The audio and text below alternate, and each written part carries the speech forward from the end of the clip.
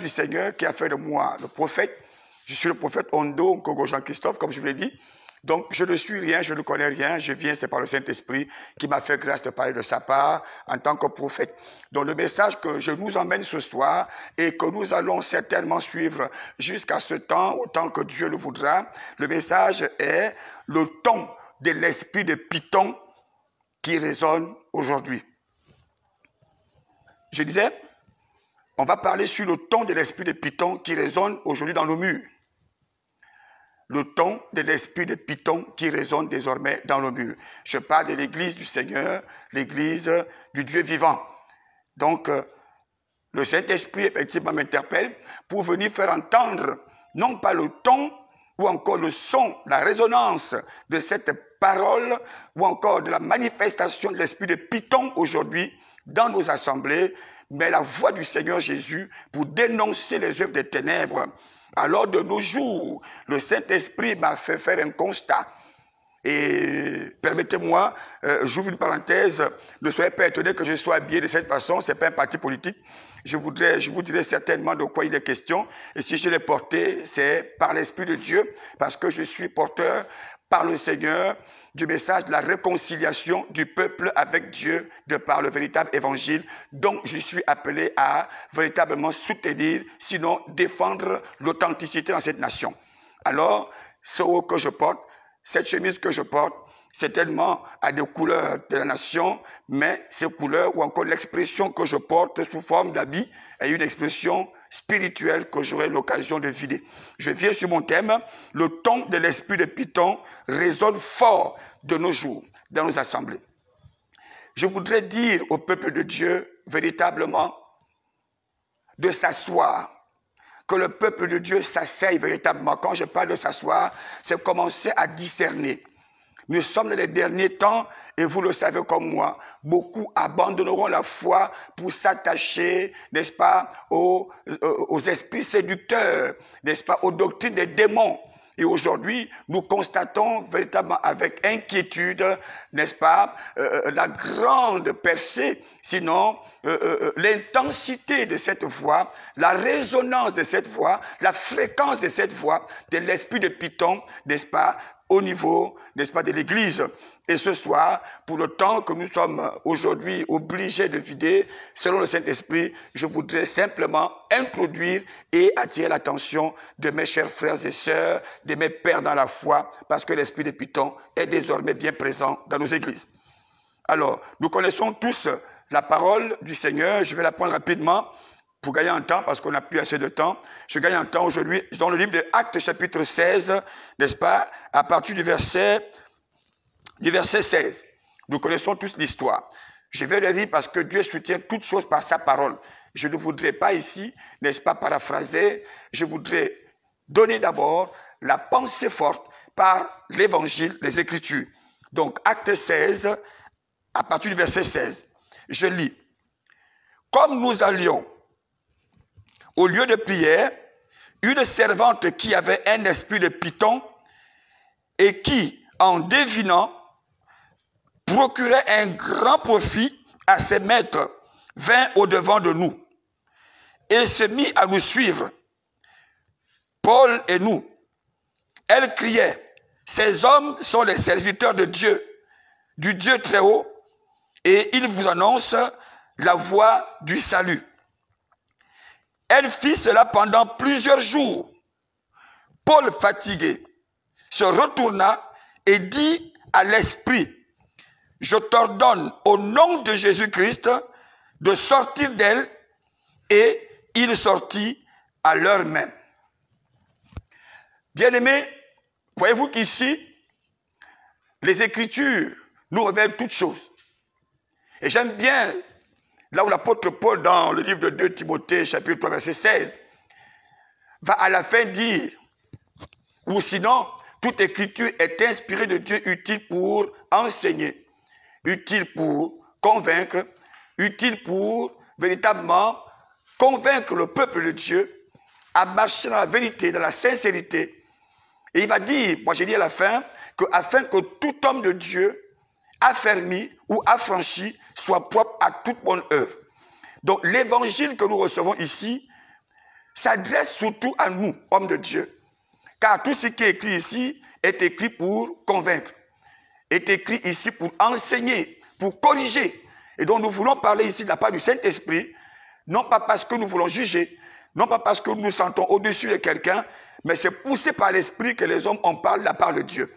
Donc ici, voyez-vous que Paul allait dans un lieu de prière et du coup, ils étaient certainement sur le champ missionnaire et de là se trouvait une dame qui avait l'esprit de Python. Et pendant plusieurs jours, elle a suivi les apôtres et tout en criant, sa voix portait. Elle criait tellement fort et voulait faire savoir au peuple que Paul et les autres apôtres qui étaient là étaient des serviteurs du Dieu très haut. Elle ne mentait pas, bien sûr.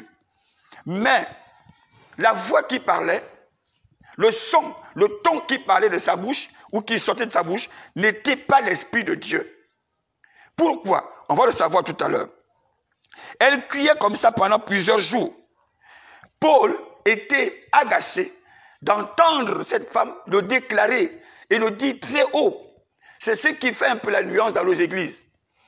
Parce que autant bien les âmes, autant bien certains hommes de Dieu, nous avons perdu cet esprit, l'esprit qui amène au discernement des esprits. Quand tu as fait la différence entre l'esprit de l'erreur et l'esprit, n'est-ce pas, de vérité. Et cette femme continuait à dire la même chose et pourtant elle ne disait pas faux. Mais Paul, rempli d'esprit, je dis bien rempli du Saint-Esprit, a discerné, pas le premier jour, pas le deuxième jour, mais je crois qu'après plusieurs jours, l'Esprit de Dieu a touché Paul et pour qu'il comprenne que cette femme n'était pas là pour effectivement élever le nom de Jésus, mais c'était une sorte de distraction, c'était une sorte effectivement de distraction que cette femme produisait auprès des apôtres en se faisant passer par une adoratrice véritable, alors qu'elle ne l'était pas. Alors Paul était agacé et tout de suite a ordonné à cet esprit de libérer cette femme. Et la parole de Dieu déclare que cette femme a été libérée de l'esprit de Python. Et ce soir, pourquoi j'attire l'attention des hommes de Dieu? J'ai compris une chose par rapport à cette parabole, sinon à ce message. Plusieurs hommes de Dieu aujourd'hui sont ce qu'ils sont. C'est à cause des admirateurs. C'est à cause des admiratrices. Premièrement, à cause de ceux qui sont autour de nous, qui clament haut et fort le nom de Jésus-Christ autour de nous, mais qui ne font pas la volonté de Dieu. Et qui sont là simplement pour détourner les regards des véritables serviteurs de Dieu. Alors, si tu n'as pas le discernement, tous ceux qui vous disent hommes de Dieu, tous ceux qui vous disent serviteurs du Dieu très haut, ne sont pas forcément des véritables adorateurs du Seigneur. Nous savons tous que l'Éternel Jésus-Christ a dit dans le livre de Jean 4, il a dit que le temps est déjà là, l'heure vient, elle est déjà là, où les vrais adorateurs adoreront Dieu en esprit et en vérité. Mais cette femme n'exprimait pas que ces hommes, ces serviteurs de Dieu étaient véritablement, selon la volonté de Dieu, ce qu'elle pensait. C'était une distraction, c'était une séduction. Elle voulait voiler en fait l'esprit de révélation, de discernement des apôtres pour passer inaperçu pendant qu'elle était en train de procurer, n'est-ce pas, de l'argent. Elle était en train de procurer à des sommités, à des personnalités, à ceux qui effectivement travaillaient avec elle beaucoup d'argent. Par le mensonge, par la divination. Donc l'esprit de Python, c'est cet esprit de divination-là qui agit dans les églises en ce moment. Donc je suis venu d'abord ce soir pour la première édition, commencer par attirer l'attention des hommes de Dieu. Quant à dire, plusieurs de ceux qui sont autour de nous ne sont pas véritablement des fidèles selon Jésus qui viennent pour soutenir l'œuvre, mais qui viennent certainement pour vous amener à, n'est-ce pas, à vous détourner de la volonté de Dieu, sinon de la voie du Seigneur. Et cette femme-là l'a fait. Mais si Paul n'avait pas l'esprit de Dieu, l'esprit de vérité, ils auraient été gagnés par cette séduction-là. Et du coup, on l'aurait mélangé à la grande moisson, n'est-ce pas, à la grande vision, à la grande mission que les apôtres avaient à accomplir pour gagner les âmes. Et du coup, les hommes de Dieu aujourd'hui, comme je disais, beaucoup sont détournés, beaucoup sont tombés, beaucoup, n'est-ce pas, ont été déportés hors de leur vision. C'est parce qu'ils ont prêté attention à ceux qui les élèvent comme étant des serviteurs du Dieu très haut. Voyez-vous, bien aimé dans le Seigneur, le Gabon souffre de cette maladie, n'est-ce pas, du python. La maladie qui, du fait, vient des sons, des voix, des acclamations, tout ce que nous recevons dans les assemblées et partout où nous y allions. Alors, il est temps de faire attention. Nous sommes dans les derniers temps. Comme je l'ai dit, beaucoup abandonneront la foi pour s'attacher, n'est-ce pas, aux veines, en fait, sinon aux paroles séductrices. Ils vont s'attacher aux hommes de Dieu qui vont dire, aux femmes de Dieu qui vont dire des choses qui intéressent, n'est-ce pas, leur vie. D'accord? Les esprits séducteurs viendront tellement et nous serons envahis de ce genre de mercenaires, de ce genre de missionnaires du diable qui ne viennent pas pour servir Dieu, mais se servir de l'évangile pour enrichir ceux qui sont leurs maîtres. Donc, ce soir, je suis venu là. Voyez-vous que je suis dans le livre de 1 Samuel. Je me rappelle dans le livre de 1 Samuel 28, je crois verset 7, où Saül avait des soucis. Et il a demandé à ce qu'on cherche une femme qui pouvait prédire, n'est-ce pas, sur tout ce qu'il avait comme souci. Et le Seigneur nous déclare et nous révèle dans la Bible que cette femme avait la capacité, n'est-ce pas, de deviner. Et du coup, elle parlait avec les esprits de mort. Elle parlait avec les esprits de mort. Et cette femme avait été recrutée pour aller vers Saül. Voyez-vous, et j'ai tout de suite compris que tous ceux qui vont dans l'esprit de Python, l'esprit de divination, ne déclarent pas, ne prophétisent pas vraiment par l'esprit de Dieu, mais ils travaillent avec l'esprit de mort, l'esprit des cimetières. Donc, nous devons faire extrêmement attention que dans ces derniers temps, beaucoup sont déjà trompés à cause de tous ceux qui sont autour de nous, qui sont comme des fidèles, qui viennent autour de l'évangile, auprès des hommes de Dieu, pour dire, nous sommes des serviteurs de Dieu, nous sommes des prophètes de l'Éternel, mais ne marchez pas dans la vérité. Ne marchez pas dans la vérité. Donc, c'est ce qui aujourd'hui m'a amené à d'abord vous interpeller. Et heureusement encore que l'apôtre Paul était vraiment un homme oint. Il était averti, sinon avait pleinement l'Esprit de Dieu qui l'amenait à discerner la manière, n'est-ce pas, d'entendre le son de l'Esprit de Python qui parlait au-dedans de cette femme. Et ce son était d'une résonance à, n'est-ce pas, déranger. Donc, j'ai compris encore une fois de plus qu'on peut discerner l'esprit de l'erreur au travers du son qui sort de la bouche de la personne. Donc, on peut détecter un mauvais esprit, n'est-ce pas? Comme aujourd'hui, beaucoup de personnes parlent soi-disant en langue, mais la manière que ça résonne dans les oreilles de Paul, Paul a compris que là, ce n'était pas une manière de nous encourager. Quand bien même les hommes de Dieu, comme Jésus, n'est-ce pas, ont besoin des encouragements, ont besoin du soutien, des prières des uns et des autres. Mais il y a beaucoup qui parlent au nom de l'Éternel, alors que ce n'est pas l'Éternel qui les envoie. Donc, bien aimé Seigneur, ce soir, c'est un grand danger, quand bien même que parmi ces personnes qui ont l'esprit de Python, les femmes et les hommes qui ont cet esprit dans nos églises, il y a des enfants de Dieu qui sont là, qui ont besoin d'un vrai évangile, qui ont besoin du salut. Alors nous voulons faire le ménage par la révélation, par la dénonciation, en fait, de ces dérives-là dans nos églises. Faisons très attention. Je touche aujourd'hui simplement les gens qui sont à l'extérieur, les gens qui sont autour des hommes de Dieu. Sinon, je voudrais dire aujourd'hui, beaucoup d'hommes de Dieu sont déjà séduits et ont en eux cet esprit de Python parce que quoi, ils ont prêté attention à ces personnes qui ont prophétisé qu'ils étaient hommes de Dieu alors que ces gens n'étaient là que pour les envahir, pour les séduire et pour pouvoir prendre place autour d'eux pour gagner davantage du terrain au nom du diable qui les envoie, qui est l'esprit de Python. Donc, bien aimé dans le Seigneur, je sais que parfois ça dérange beaucoup de personnes. Mais c'est la vérité. C'est la vérité. Le Seigneur m'a fait comprendre qu'il y a plusieurs visions aujourd'hui qui sont dites du Seigneur, qui sont devenues des fictions. Donc, au lieu d'être une vision comme le Seigneur le voudrait, car le vœu de Dieu est que tout homme soit sauvé et parvienne à la connaissance de la vérité. Mais ces visions salutaires deviennent des fictions. Alors, ça devient un danger pour beaucoup de personnes parce que l'esprit de Python se caractérise aujourd'hui par l'orgueil, par le mensonge. Voyez-vous l'hypocrisie, la méchanceté. On n'aime plus la vérité en fait. On n'aime plus la vérité. On n'aime plus marcher selon la parole de Dieu. Nous voulons aller vite. Et donc, tous ceux qui aujourd'hui prônent pour, j'ai envie de dire, non sans être contre la prospérité, mais si le message, si l'évangile de Dieu est basé sur le bien, est basé sur les richesses, basé sur la prospérité, on peut ne pas le dire aujourd'hui, mais lorsque nous voyons la manière dont les cultes sont célébrés, on ne voit que le matérialisme.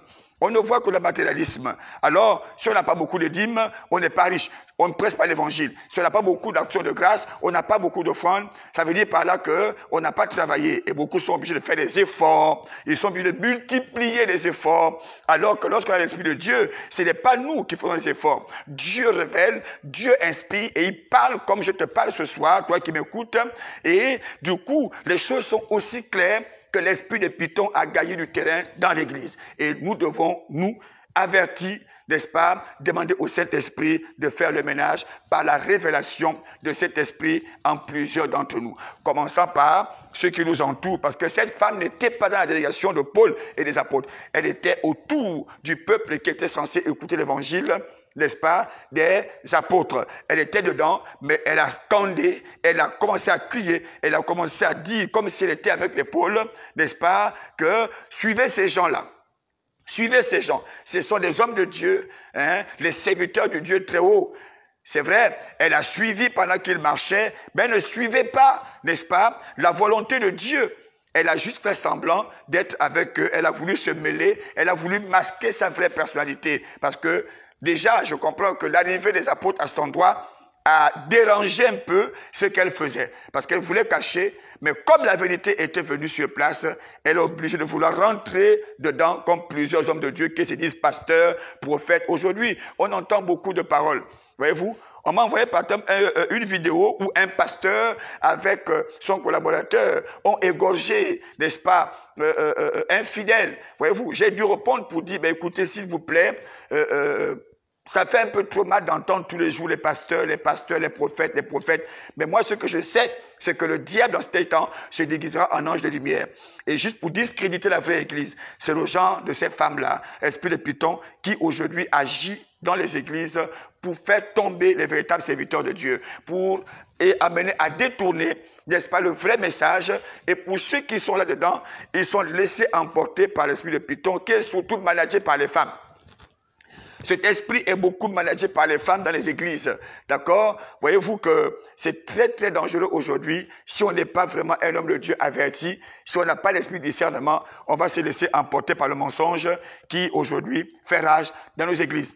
Et j'aimerais t'inviter, parce qu'on va terminer, je disais tantôt que ce soir, c'est juste pour introduire et pour avertir d'abord mes frères et sœurs, père aîné dans la foi, que le ton de l'esprit de Python résonne dans nos murs, dans nos assemblées désormais.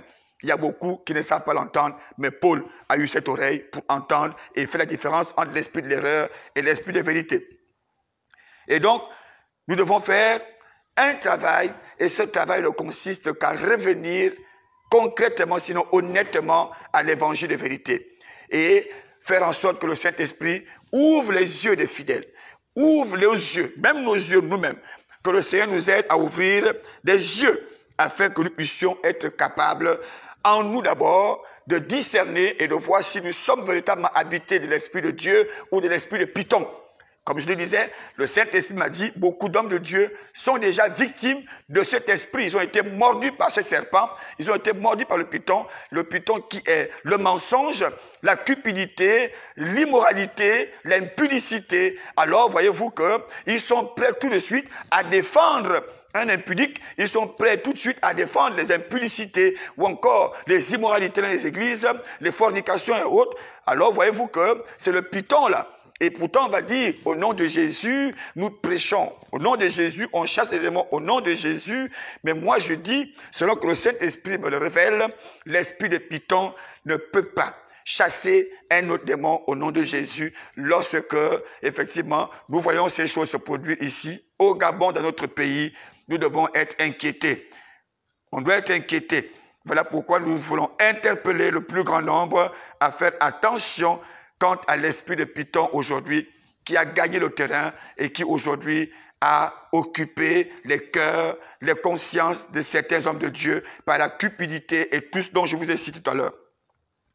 Alors, faisons attention. Église du Gabon, faisons attention. Serviteurs de Dieu, faisons attention. Ouvrons nos yeux désormais et que le Saint-Esprit ouvre nos oreilles afin d'entendre la voix du Seigneur. Il a dit, mes brebis, entendent ma voix et me suivent. Et je voudrais donc parler aussi aux fidèles. Cherchons Jésus. Ne cherchons pas le prophète. Ne cherchons pas les dénominations. Ne cherchons pas les titres que nous avons. Fidèles, enfants de Dieu, si tu es une brebis du Seigneur, il a dit, mes brebis entendent ma voix et me suivent.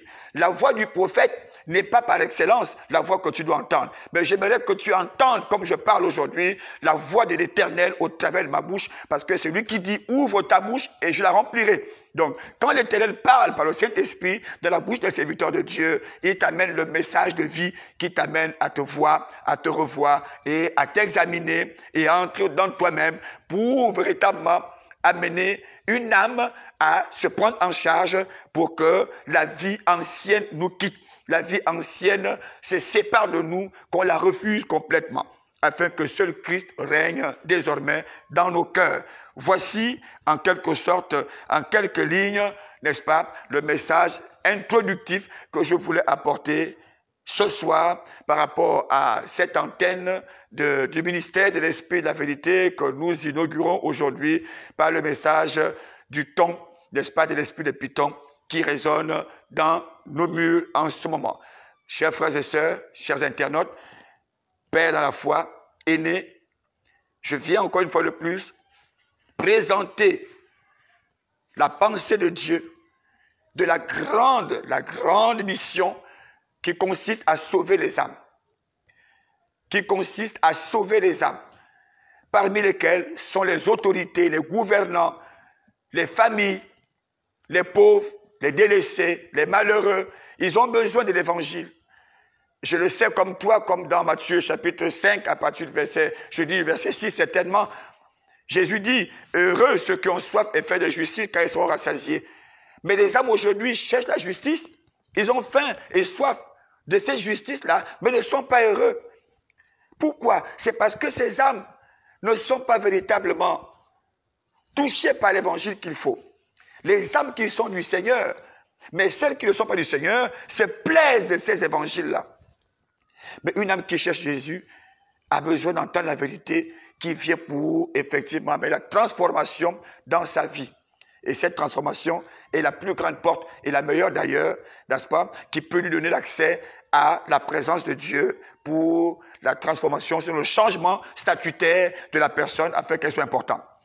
Donc, ce soir, je dis encore merci pour tous ceux qui nous ont écoutés dans cette introduction.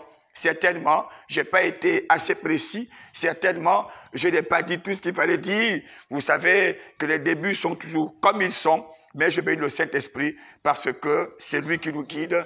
Et j'ose croire que la prochaine fois, la meilleure recette sera celle que vous entendez comme de gloire en gloire, de victoire en victoire. Nous sommes appelés à l'âme au Saint-Esprit, mais ce qu'il faut entendre est vraiment savoir ce soir que le ton de l'Esprit de Python est en train de gagner, n'est-ce pas, assez de place dans l'Église. Il résonne tellement que ce son-là, nous devons soit le faire taire ou le chasser de l'Église afin qu'il aille résonner ailleurs, comme Paul l'a fait au travers de cette femme, qui n'était pas des moindres, elle était une servante, mais elle était habillée, habitée, elle était vraiment déjà possédée de l'esprit de serpent.